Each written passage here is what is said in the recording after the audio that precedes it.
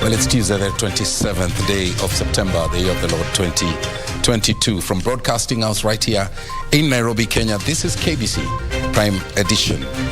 The fifth regime, 14 days in. Now we know who is in the cabinet. Good evening, I'm Mboya, topping this live broadcast.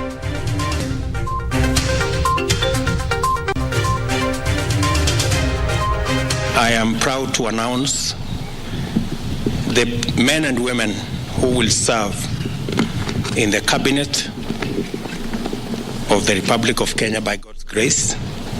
This is my team. President Ruto appoints a 22-member cabinet with Musalia Mudavadi as Prime Cabinet Secretary. Mutiambai and Kinoti out. Japhet Kome nominated to take over as the Inspector General of Police. And 4 by-elections looming as Duale, Wahome and Murkomen join the cabinet.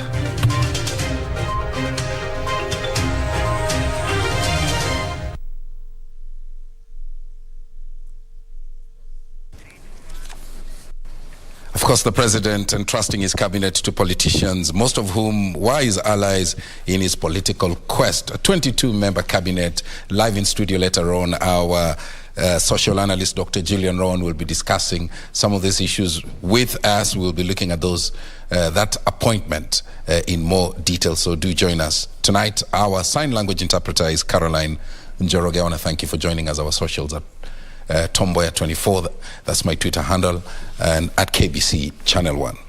Let's begin this live coverage with our lead story. President William Ruto today unveiled his 22-member cabinet at State House, Nairobi, with his deputy Rigathi Gachagua and Prime Cabinet Secretary designate Musalia Mudavadi expected to take the leading role in the management of the affairs of his administration. The president, however, fell short of actualizing his promise of naming half of his cabinet as women, appointing 7 to the cabinet. John Jacob Curia opens this coverage with that report. The new cabinet lineup by President William Ruto will be a blend of politicians and technocrats, some old faces and new faces. Apart from the constitutional responsibility of chairing the Intergovernmental Budget and Economic Council, IBEC, Deputy President Rigathi Gachagua will have additional roles which include overseeing implementation of cabinet decisions across all ministries and departments, being the liaison between the constitutional commissions and independent offices in matters that require government intervention, including budgets, among other roles. As I promised, my deputy is going to be a very busy person. And I am sending an executive order for print to assign my deputy very clear responsibilities that will assist me be able to discharge the responsibility, the heavy responsibility put on my shoulders by the people of Kenya, as is in accordance with the Constitution of Kenya. Prime Cabinet Secretary designate and ANC leader Musalia Mudavadi will assist the President and the Deputy President in the coordination and supervision of government ministries and state departments, among other roles. That office is probably the most senior office after the office of the President and Deputy President. And I have set out functions for that office. Immediate former Tharaka Nithi Senator and President Ruto's chief agent at Bomas will now succeed Fred Matiang'i as the new Interior and National Administration Ministry Cabinet Secretary. Former Central Bank Governor Professor Njuguna Ndung'u, who served as governor from 2007 to 2015, will serve as Treasury Cabinet Secretary, succeeding Ukur Yatani. Immediate former Malindi MP Aisha Jumwa will succeed Professor Margaret Kobia as the new CS for Public Service, Gender and Affirmative Action, while Garissa Township MP and the long-time Ruto ally will succeed Eugene Wamalwa as Defence CS. Kandara MP Alice Wahome and one of Ruto's fiercest supporters in Mount Kenya will take up the water and sanitation docket. Maendeleo Chap-chap. Maendeleo Chap-chap leader Alfred Mutua, a Kenya Kwanza principal, will succeed Ambassador Richelle Omamo as Foreign Affairs CS, but with additional responsibility of diaspora affairs. Chama cha Kazi Party leader and former Gatundu South Member of Parliament Moses Kuria will be the new CS for Trade, Investment and Industry. Power generating company Kengen Managing Director Rebecca Miano will take the East African Community, Arid and Semi-Arid Lands and Regional Development docket. Elgeyo Marakwet Senator Kipchumba Murkomen, another of President Ruto's loyalists, will take up the Roads, Transport and Public Works Ministry from James Macharia. Immediate former Narok Woman Representative Saipan Tuya will succeed Keriako Tobiko as CS Environment and Forestry. Little-known former Nakuru Mayor Engineer Zakaria Mwangi Gicheru will take up the Lands, Housing and Urban Development from Farida Karunei. Former Kitui Deputy Governor Penina Malonza will take up the Tourism, Wildlife and Heritage from Najib Balala. Immediate former Meru Senator and Ruto's point man in Meru, Mithika Linturi, will take up the Agriculture and Livestock docket, inheriting his county-mate Peter Munya. Trans Nzoia County aspirant for woman representative position Susan Wafula Nakhumicha will take up the Health CS docket from Mutahi Kagwe, while Eliud Owalo, a political mobilizer and strategist during the Ruto campaigns, will be the new CS for Information, Communication and Digital Economy, taking over from Joe Musheru. Immediate former Nyaribari Masaba MP and gubernatorial aspirant in Kisii County.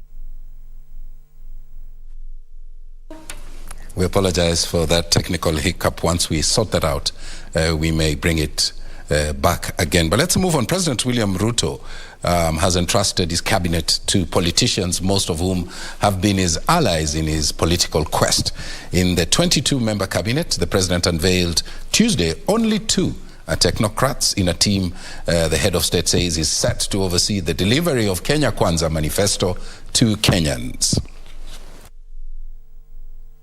I, William Samoei Ruto,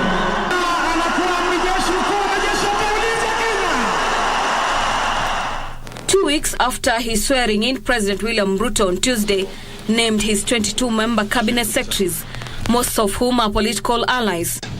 It is also important that we set up the new cabinet early so that we can quickly take charge of the affairs of our country and begin the process of implementing the plan that we set out before the people of Kenya and persuaded them to vote for us on the basis of that plan. Among technocrats appointed to the cabinet are Professor Njuguna Ndung'u for Treasury and Planning, who served as CBK governors in President Kibaki's tenure and was part of former President Uhuru Kenyatta's administration between the year 2007 and 2015. Kengen Managing Director and CEO Rebecca Miano has been appointed as the East African Community Arid and Semi-Arid Lands Development Ministry, while Mercy Wanjau has been appointed as the Secretary to the Cabinet. She was previously serving as the Communications Authority Director in acting capacity before her role was taken up by former IBC Chair Ezra Chiloba. Davis Chirchir, a close ally of William Ruto and former CS Energy and Chief of Staff at the Office of William Ruto as the Deputy President, has also made a comeback as CS Energy. Chirchir was also the chief UDA agent in the concluded presidential elections. In the appointments, politicians form the majority of the appointments. Loyal lieutenants such as Kipchumba Murkomen, Aden Duale, Alice Wahome, Alfred Mutua and Kithure Kindiki have made it to the cabinet. The 22, including the 4 appointed advisories of the president and the cabinet, will then undergo vetting by Parliament on their suitability before they are formally appointed. For Prime Edition, I'm Gladys Mungai. Well, of course, the President, William Ruto, appointed as Deputy Rigathi Gachagua and Prime Cabinet Secretary Designate Musalia Mudavadi as the 2 who will be taking the leading roles in the management of affairs of his administration. So let's just break that down and see how the role of the Deputy President Rigathi Gachagua looks like. Of course, the President did indicate that he will deputize in the execution of the president's functions. The deputy president is also expected to chair cabinet committees. He will also, according to that job description, oversee the implementation of cabinet decisions right across the ministries and also state departments. He is also charged with the responsibility of coordinating intergovernmental relations between the national government and all the 47 counties right across the country. He will chair the Intergovernmental Budget and Economic Council. I bet you remember the current president playing that role previously as the second in command to the outgoing president. He is also will be liaising with the constitutional commissions, independent officers in matters that require intervention by the national government. Those are areas like budgets, formulation, and also implementation, and also recommendations. Okay, coordinating and planning and supervising the implementation of development partners funded programs, projects, especially right now where the country is going through drought.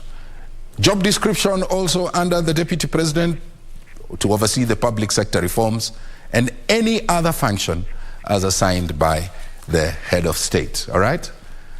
So let's look at the job description of the Prime Cabinet Secretary Musalia Mudavadi. All right? There we go. The president did break down that job description. He will be assisting the presidency in the coordination and supervision of ministries and state departments.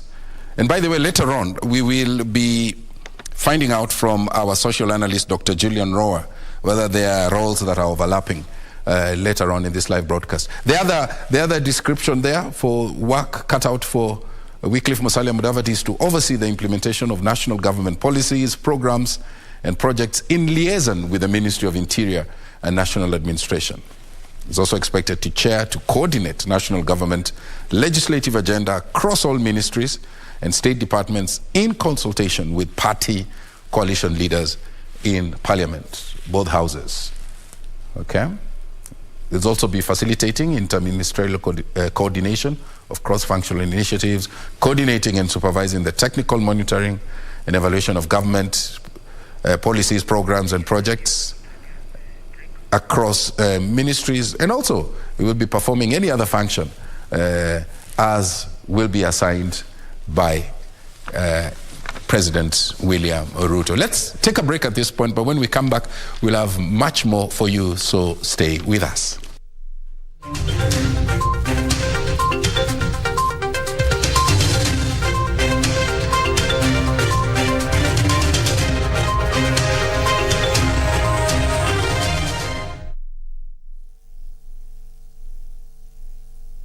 Kupata Zaburi 18 mstari wa pili, dial star 811 star 817 hash. Mwenyezi Mungu ni mwamba wangu, ngome yangu na mkombozi wangu. Mungu wangu, mwamba wangu ninayemkimbilia ninapohitaji kuwa salama. Zaburi 18 mstari wa pili. Zaburi 18 mstari wa pili, dial star 811 star 817 hash. Star 811 star 817 hash. All I do is win. I wake up, I win. I close my eyes and I win. We get a emergency, girlfriend.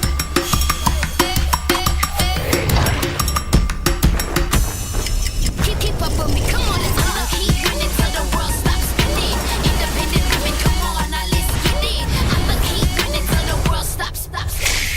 Wow, you look great. Did you just come from the salon? Darling Abuja, braids that stay salon fresh no matter what.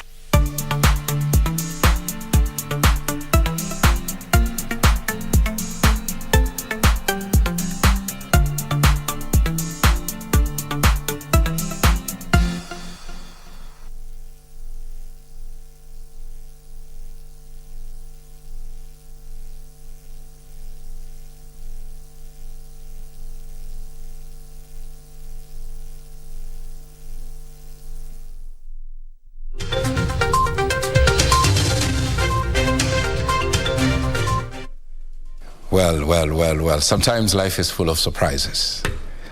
We did see that in the cabinet. Some people were hoping that, some names would have been retained. But later on, we are going to have that conversation with Dr. Julian Rowan, our social analyst, later on. But welcome back. And let's now look at this item. Japheth Koome is the new Inspector General of Police. Speaking after unveiling his cabinet, President William Ruto said immediate former IG Hilary Mutyambe has proceeded on terminal leave. The president also said that he has received and accepted the resignation of the Directorate of Criminal Investigations DCI boss George Kinoti. President William Ruto has recommended the advertisement of their position. Here's that report. President William Ruto on Tuesday announced that he had received a resignation letter from the Director of Criminal Investigations George Kinoti. I have also received the resignation of the Director General of CID, Mr. Kinoti, and I have transmitted the same to the National Police Service to proceed with advertising that position. The president also announced that Inspector General of Police Hilary Mutyambe had also tendered his resignation, and his position now filled by Japheth Koome, a career police officer. I have received communication from the Inspector General of Police, Mr. Mutyambe, of his request to proceed on terminal leave because of his health situation. Mutyambe, who handed over his roles to Deputy Nurgabo in August, had 6 more months to serve in the office. Simon Chelugui, the current Labour Cabinet Secretary, is the only man standing in the 5th administration after he was nominated to serve in the Cooperatives and Micro, Small and Medium Enterprises Ministry by President William Ruto. Chelugui, who once tried contesting as Baringo Senator, served in the former President Uhuru Kenyatta's administration as his Cabinet Secretary for Water and Irrigation before being moved to his current Labour portfolio. Chelugui was among the Cabinet Secretaries who attended the inaugural Cabinet meeting by President William Ruto, who is on his 14th day of administration.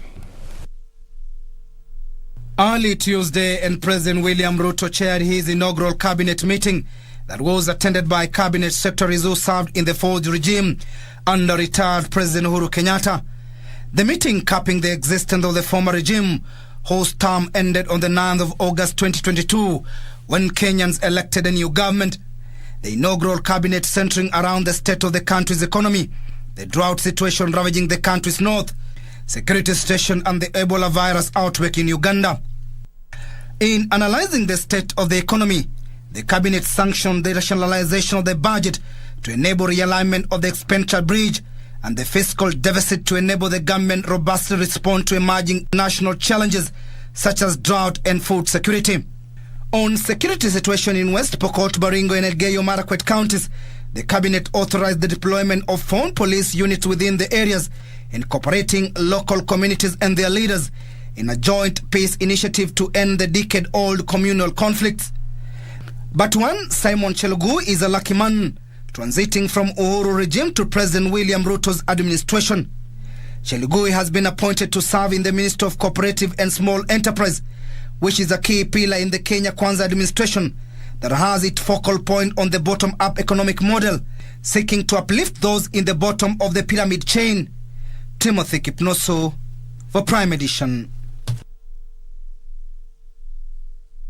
Now, Deputy President Rigathi Gachagua has asked leaders and residents of Turkana to be calm and exercise restraint as government seeks a long-lasting solution to insecurity in the North Rift.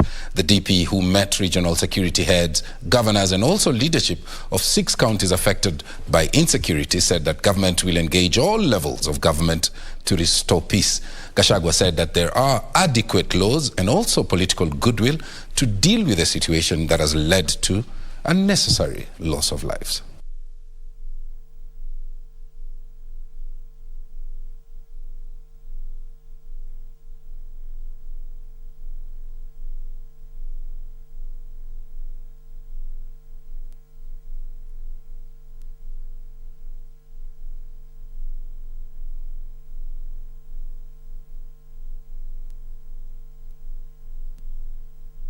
I know emotions are very high in Turkana County.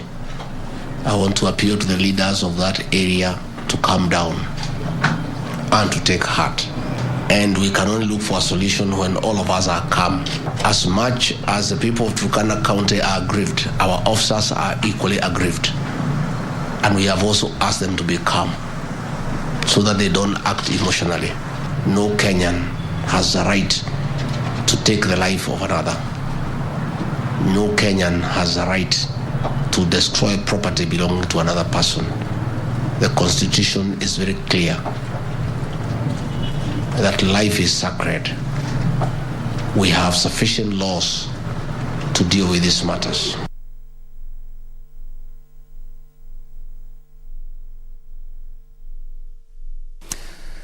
Well, as we had indicated, we are delighted to have Dr. Julian Roa, social analyst, in studio. Thank you very much for joining us, Dr. Thank you so much, Tom, for having me. We now know the 5th regime, 14 days in. We know who's in the cabinet. And I want to get your first reaction, by the way, to that cabinet. Interesting.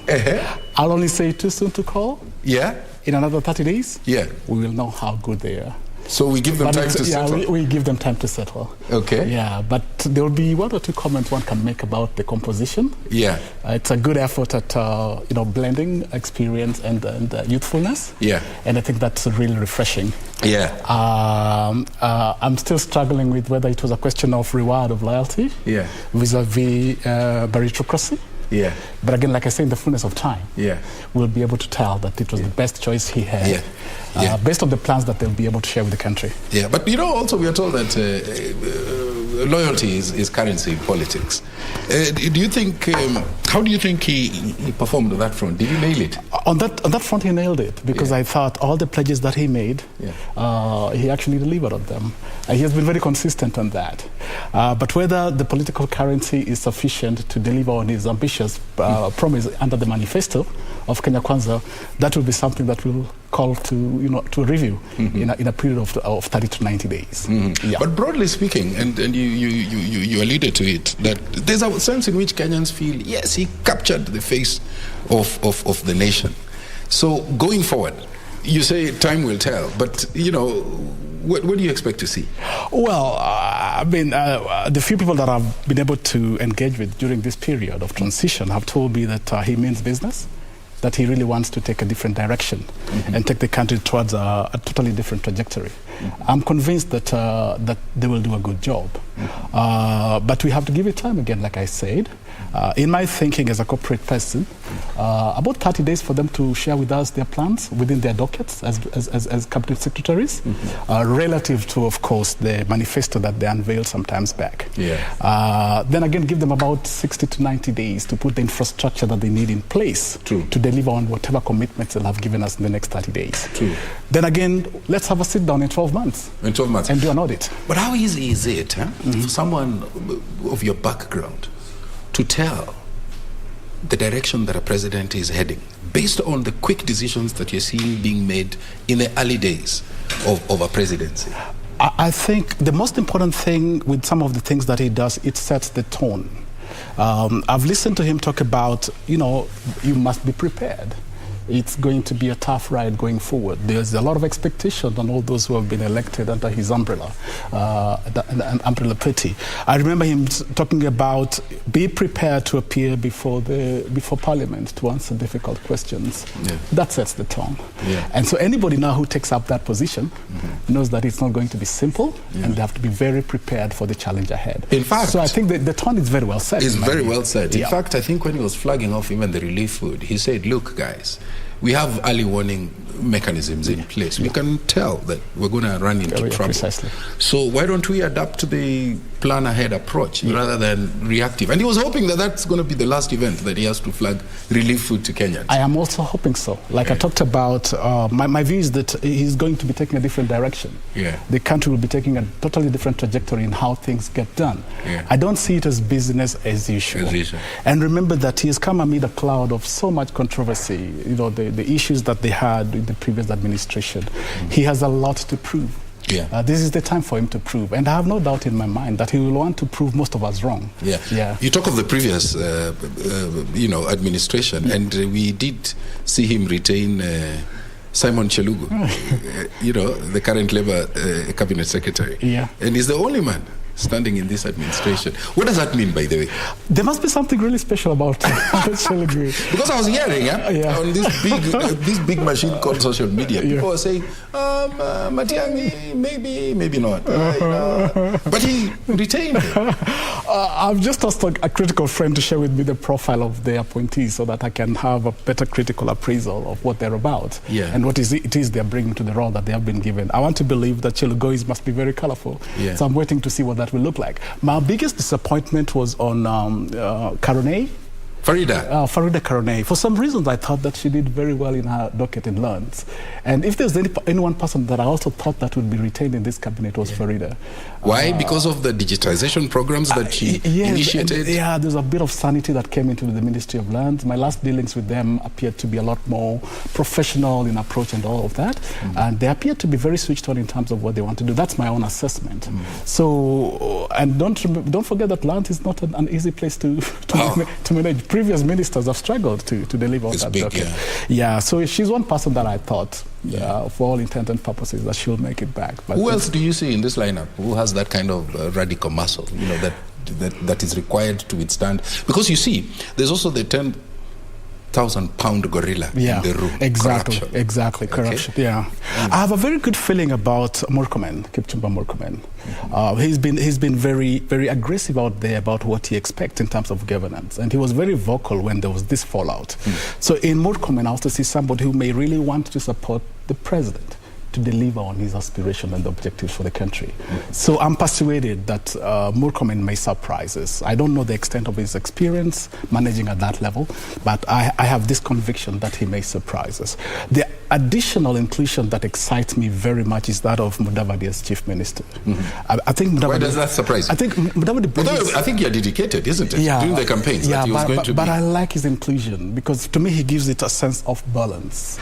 He brings in, when I talked about experience, that is what I draw from the man. And I'm persuaded that with Mudavadi there, the country will be moving to the right direction. But let me ask you, did you look at Mudavadi's job description and the Deputy President job description? Yes, I mean, I almost felt like, okay, is there an overlap there? But I was not sure. I need time to go and really look at it with more detail. I believe they have the right level of intellect to know, how to divide what their roles will be. It's not for the president to now go into the detail to tell you this is how you're going to operate. This is how you.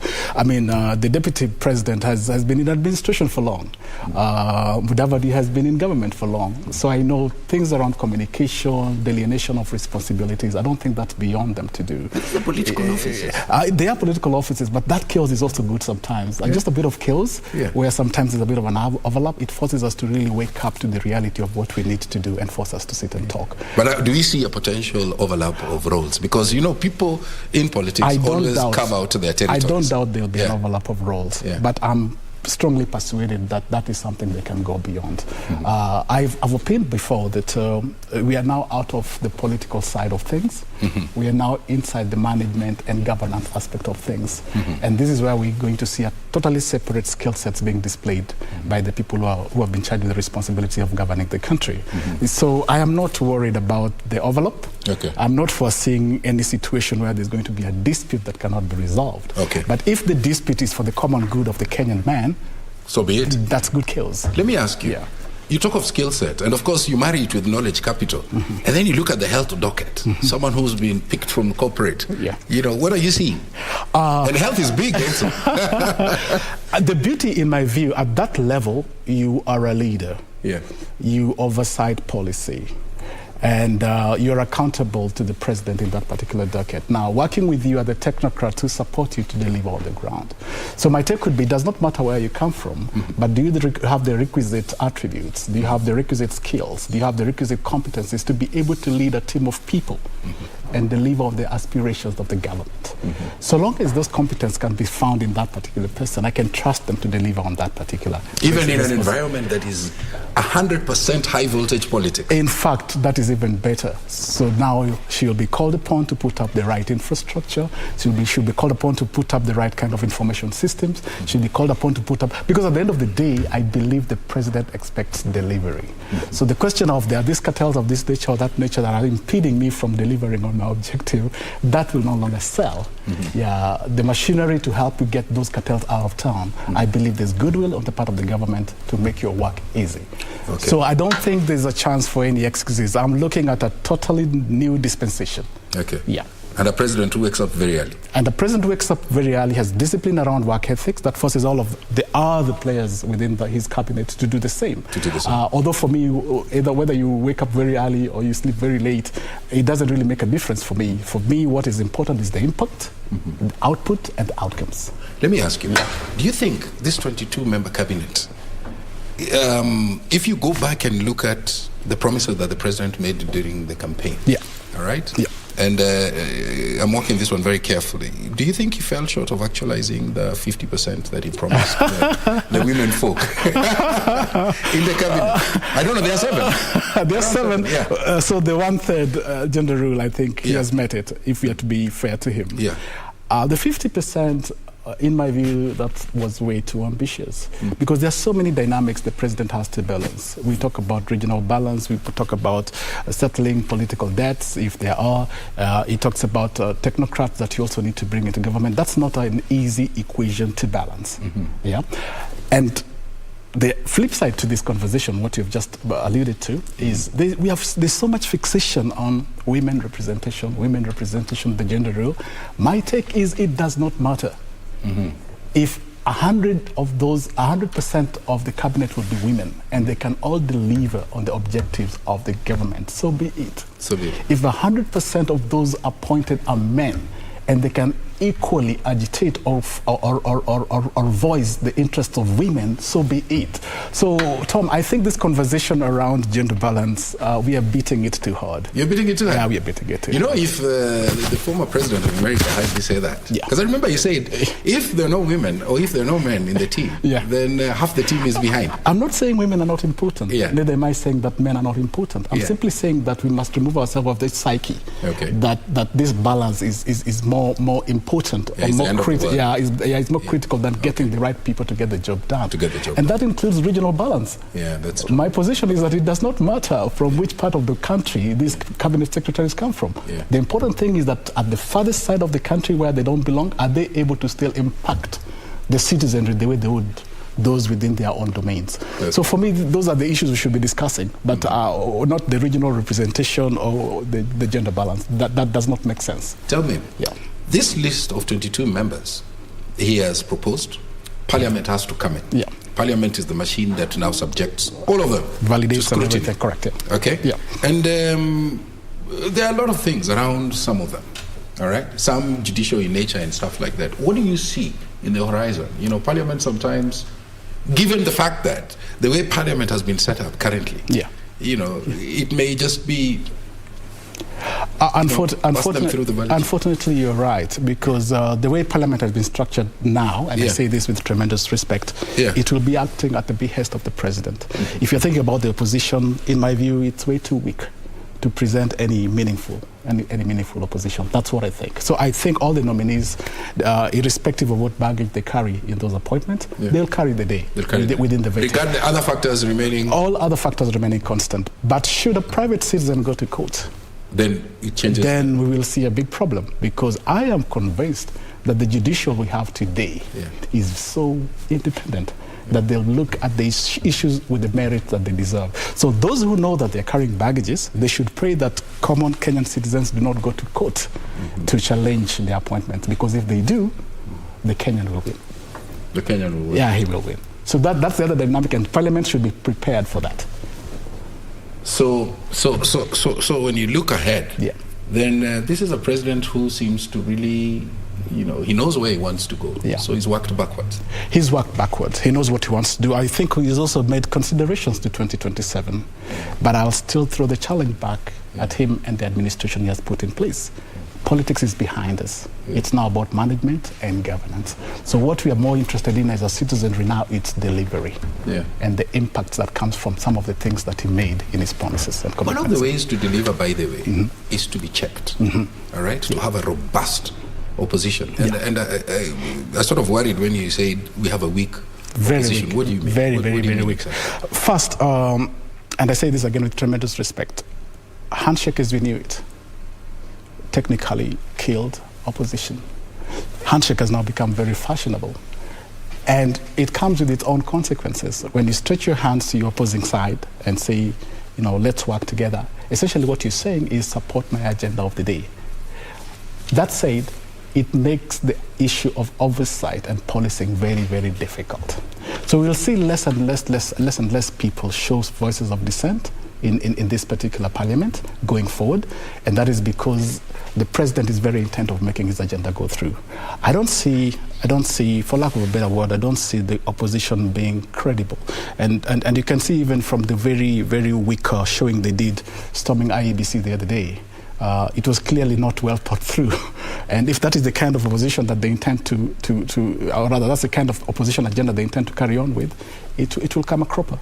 So well, my reading of that statement that you just made is then that perhaps there is need to collapse back to the drawing board and rejig, tweak things here a little bit? That will be important. And I would like the president to take the lead on that.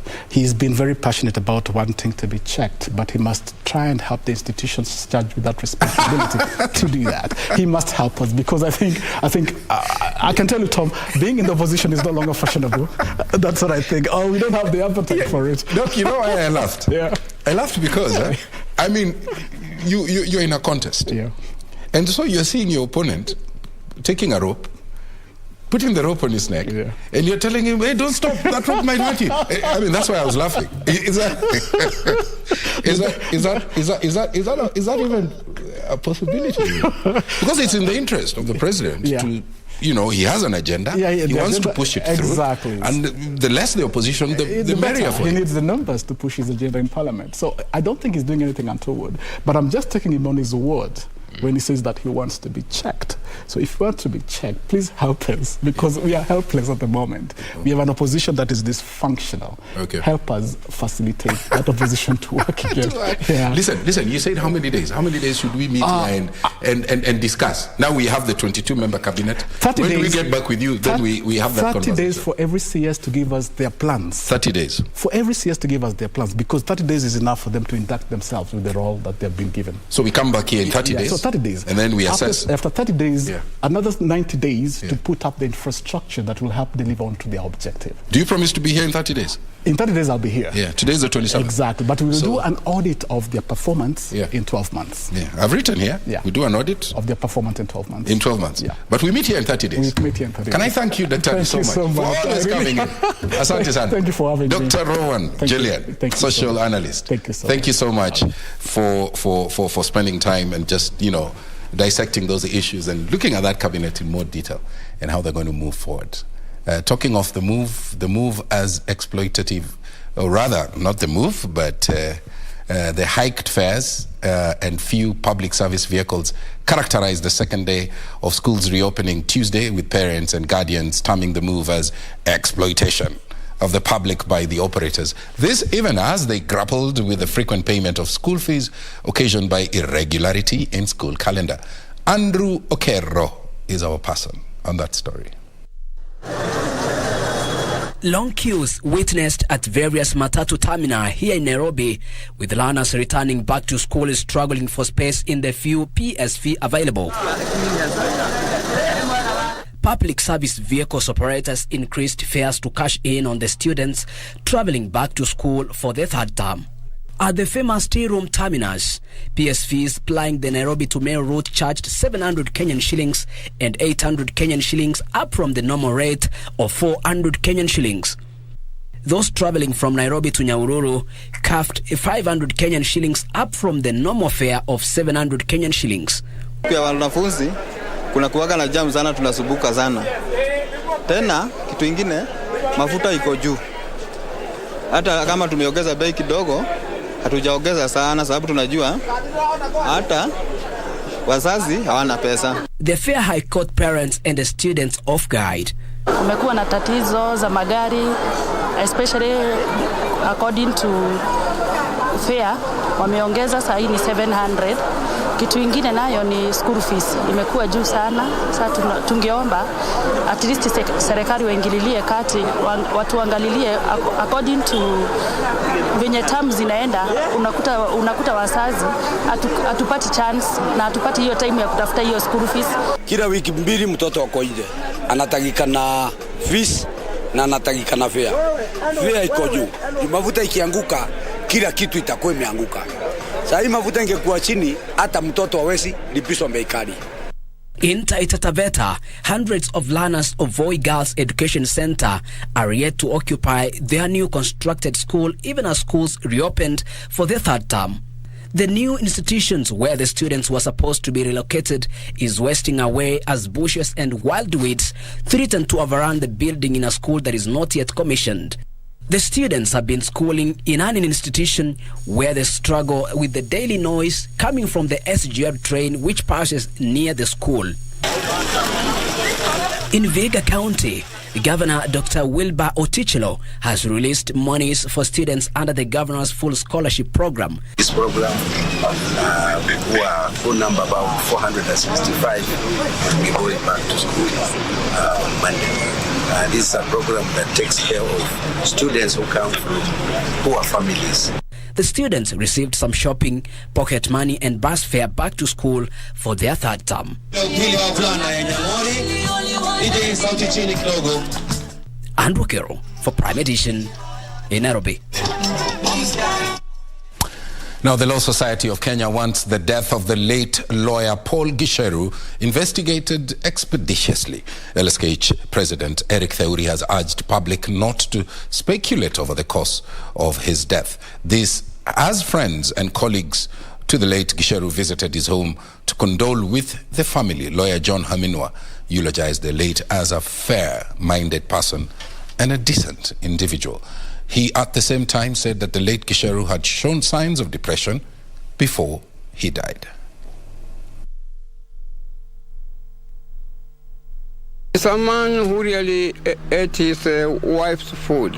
He was not the kind of person who went out to eat food from other people's homes and so on at all. He was not himself.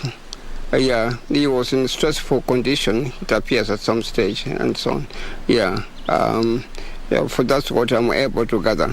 We understand that there might be speculation as to what may have led to his death, but I think that it would be proper and just that we allow the institutions that have the investigative power under the Constitution to conduct their work.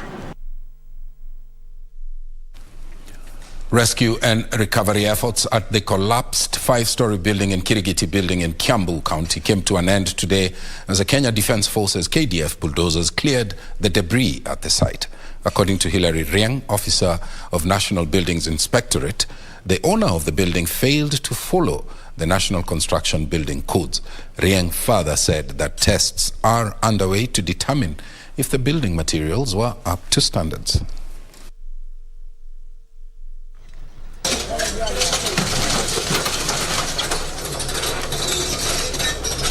Yesterday, the county authorities made it clear the building owner did not have the requisite approvals. He was bidding contrary to the plans. We will also do other tests. We are waiting also for the county authorities. We are giving them time to clear the debris. We'll be doing whatever you observe here is what we call the superstructure. This is what samples we are taking. We'll also be taking samples for the substructure. That is the foundation, to check whether they were correctly done. We also incorporate input from other bodies. We also have the Kenya KEBS, who also take samples from the site to establish whether the materials are of the right standards.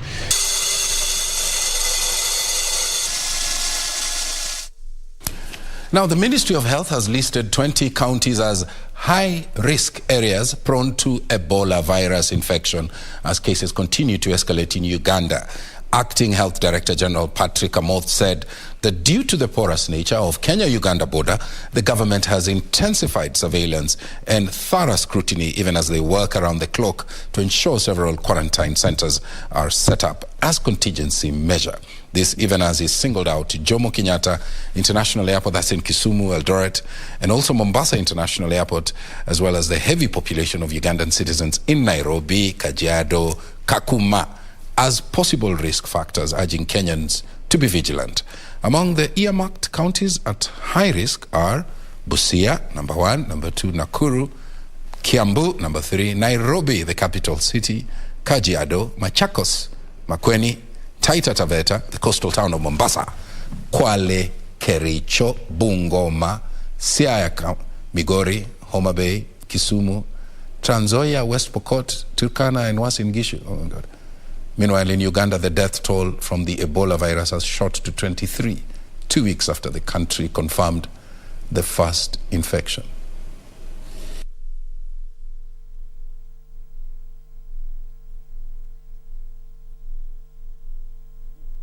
And nearly half of the 47 counties, 20 out of 47, are at risk.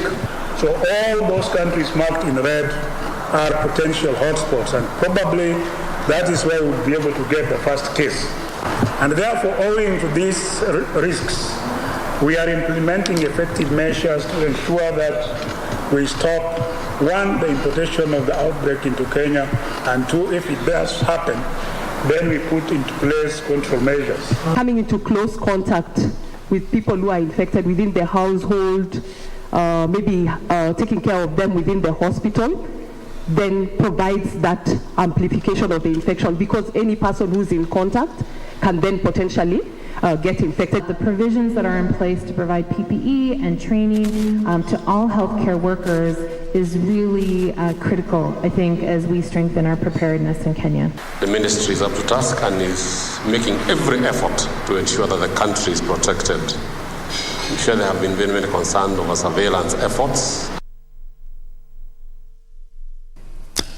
Well, we need to take a short break, and when we come back, Betty Kiptun will be handling the day's business. Stay with us.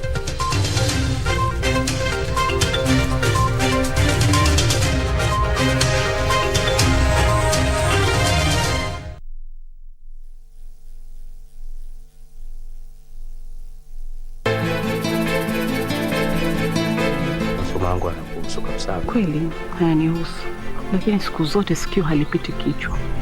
Lakini kama wanavyosema wenye mapenzi ni upofu badizo, wewe ungekuwa unaona vizuri, wewe ungechagua jisteki. It's not manly. Get into a woman's handbag without her consent. Pengine waache kazi kwa muda kiasi, at least tukae na mtoto hapa nyumbani tuone vile atakuwa. Siwezi.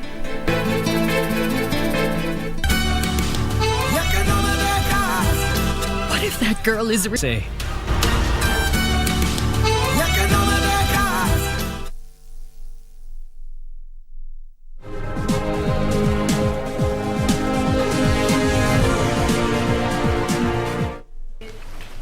A very good evening to you. Thank you for keeping it Prime Edition here on Channel 1.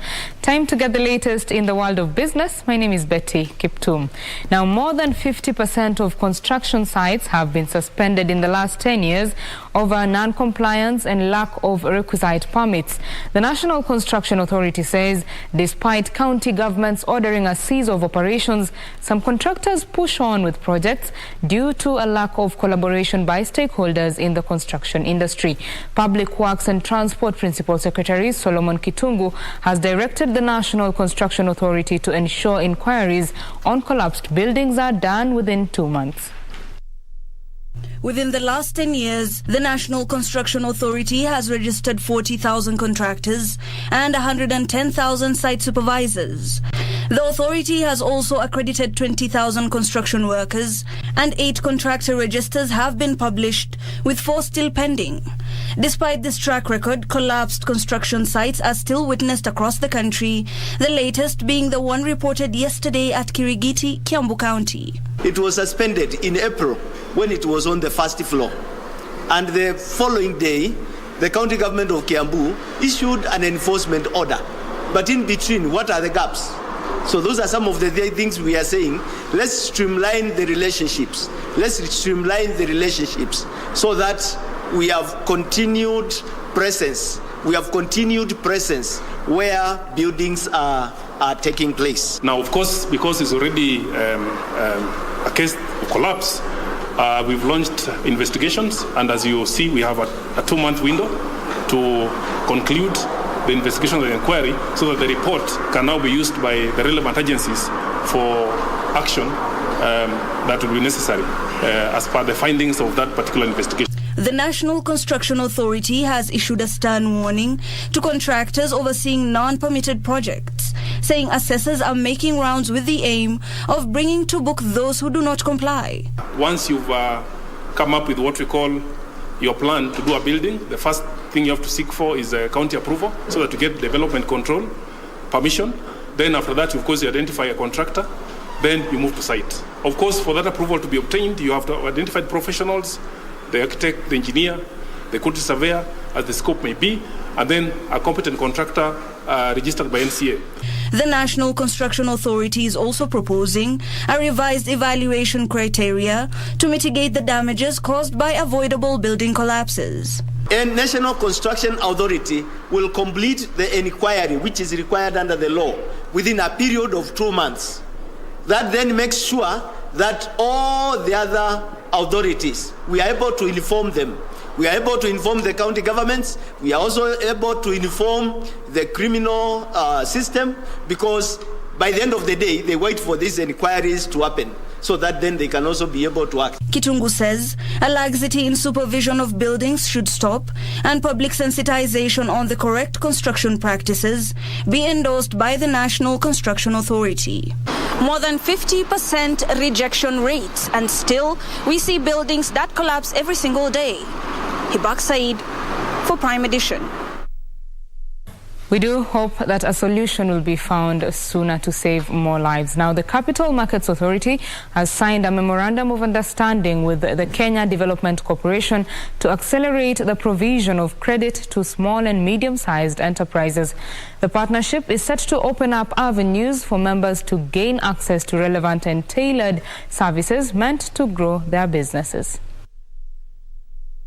A national economic survey by the Central Bank of Kenya indicates that SMEs constitute 98% of all businesses in the country and create 30% of jobs annually, as well as contribute 3% to the gross domestic product. As a result, the Memorandum of Understanding is set to establish joint efforts in education, awareness creation, and stakeholder engagements in the uptake of financial products and services.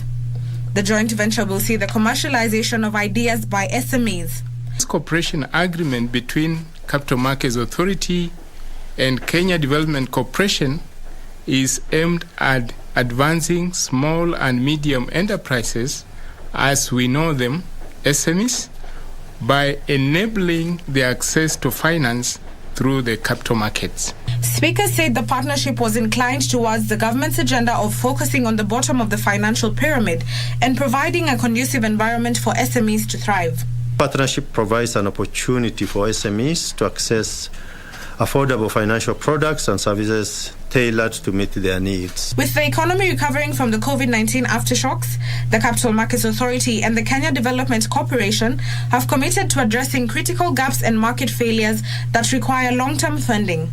Pursuing education, awareness, and stakeholder engagement to promote increase of knowledge and uptake of the respective institutions' products and services. Small businesses are set to benefit from other non-financial services such as business advisory and networking opportunities.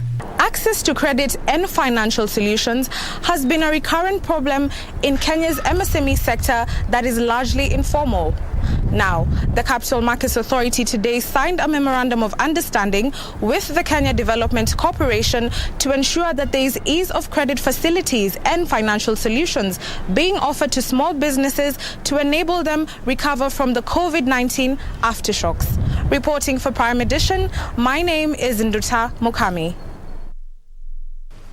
Thank you, Nduta Mukami, for that report. Now, Kenya Power has rolled out construction of electric vehicle charging stations, starting with 3 such stations in Nairobi, as the utility firm prepares for a slice of the electric vehicle businesses. The firm has also announced plans to start buying electric vehicles to help reduce carbon pollution and as a sustainable way of doing business. The e-mobility industry is taking shape within the country, with more than 1,000 electric vehicles currently on Kenyan roads.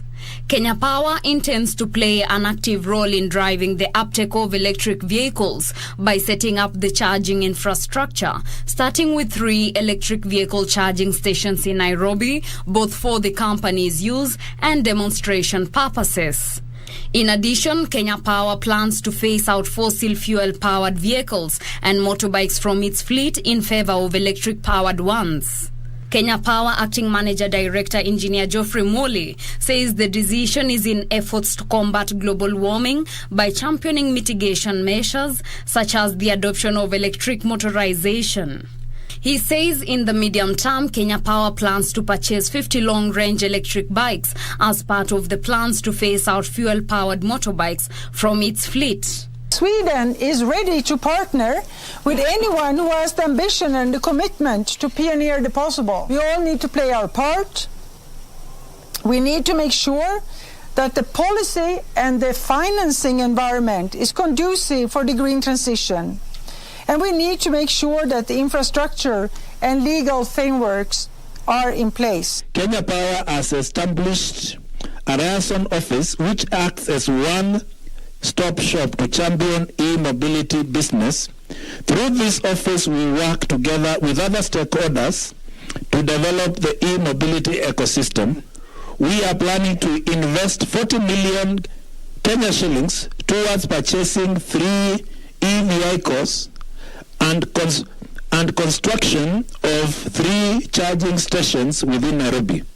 We have also Finally, Equity Bank Kenya has been recognized by Kenya Bankers Association for its COVID-19 response that included financing and postponing loan repayments for small and medium enterprises.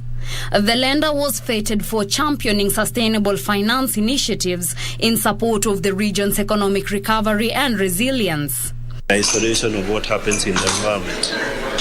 So when COVID hit, SMEs were affected in different ways, and the bank came up with strategies on how to ensure that those businesses survive the COVID pandemic. This has become a hallmark event at in our KBS calendar, since it accords us this unique opportunity to honor the banks that have certainly put the economy, society, and the environment at the center of the operations. The Catalyst Awards were established to celebrate banks that impact customers and stakeholders environmentally, socially, and from a governance perspective. Reporting for Prime Edition, I am Teresa Mutai. Well, that's it for the business news this evening. But of course, Karen Kibet is standing by on the other side of studio to give us the latest in the world of sports. My name is Betty Kiptum. Do enjoy the rest of your viewing.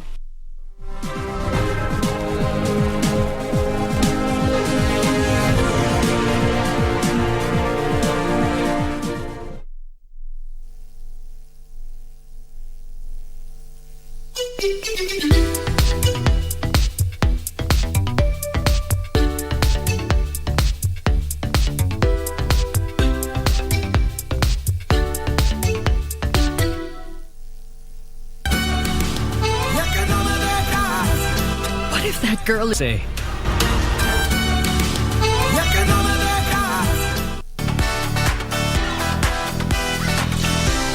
I like calling myself more of a seamstress than a designer. Seamstress. Yes. Hiyo ni kizungu mingi sana. Sio mimi nimesema. Let me call a shovel. Do you feel that you can bring your very best to this, but eventually the politics would take the day? Do not assume music. If you're in the political class and you assume music, that's your downfall. Because music can change things in 1 week. That's why they said, we are no longer scared of you. You know, you're just a ghost that cannot scare us anymore, you know?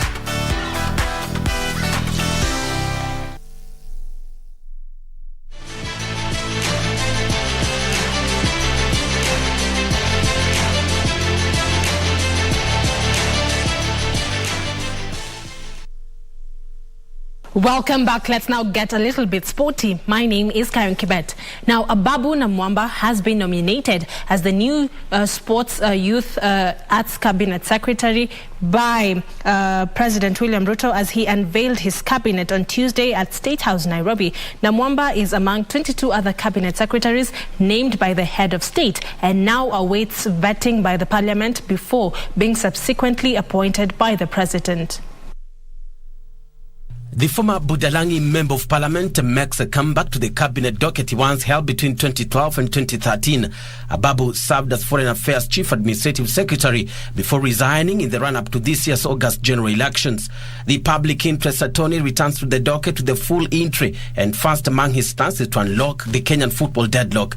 Kenya is currently suspended by the World Football Governing Body FIFA following government's move to disband Football Kenya Federation executive and subsequent appointment of a transition committee.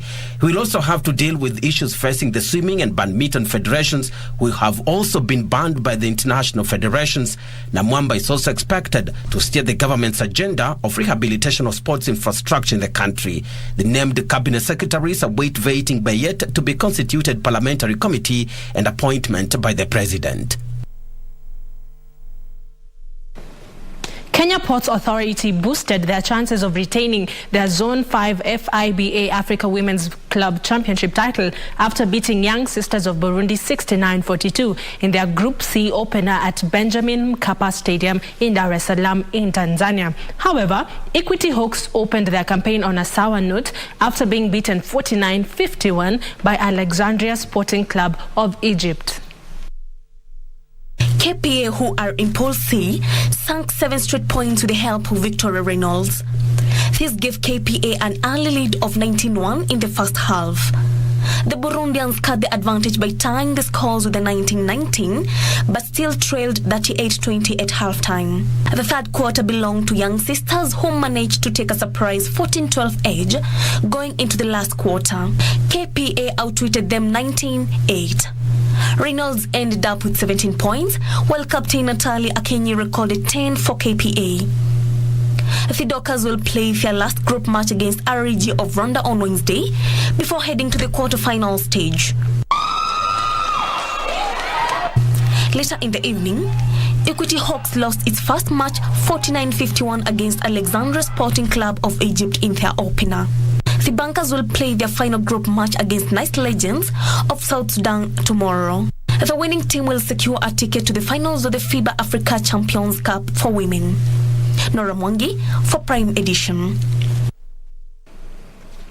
Thank you, Nora, for that report. Moving on, the national volleyball team, Malkia Strikers, will play Cameroon tonight in their third Pool A match of the ongoing FIVB World Championships in the Netherlands. This will be the first meeting between the two sides this year. They last met in September 2021 at the FIFA Nations Championships in Rwanda, where Cameroon beat Kenya 3-1 in the final to claim their third consecutive title. Both sides are without a point after 2 consecutive 3-0 losses. Kenya lost to Netherlands and Belgium in their opening matches, while Cameroon lost to Italy and the hosts. Malkia Strikers are in Pool A of the competition alongside hosts Netherlands, Italy, Belgium, Puerto Rico and African rivals Cameroon.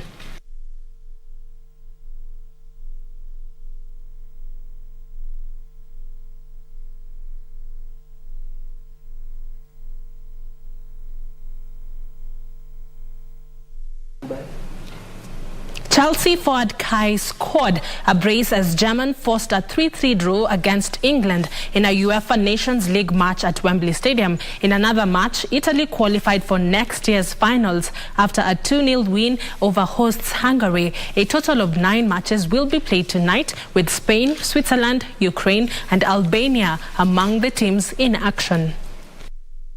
England scored 3 goals in 12 minutes of the second half in a 6-goal thriller against Germany in their last match of Group A3. And return the favour. James with the ball in. Good chance here now. Shaw! It's James, and it's collected now by Bukayo Saka. That's brilliant play. Oh, 2 Kane against Ter Stegen. 3-2. Corella. Rolled in cutely for Cristante. At the Stadionul Rapid Giulești, George Puskas scored twice as Romania overcame Group. In tonight's matches, Portugal host bitter rivals Spain at Estadio Municipal de Braga in the Iberian Derby, while Switzerland welcomes Czech Republic, Scotland clashes with Ukraine, Cyprus are away to Kosovo, Republic of Ireland play against Armenia, Albania host Iceland, Serbia travels to Norway, Sweden are at home against Slovenia, while Greece entertains Northern Ireland.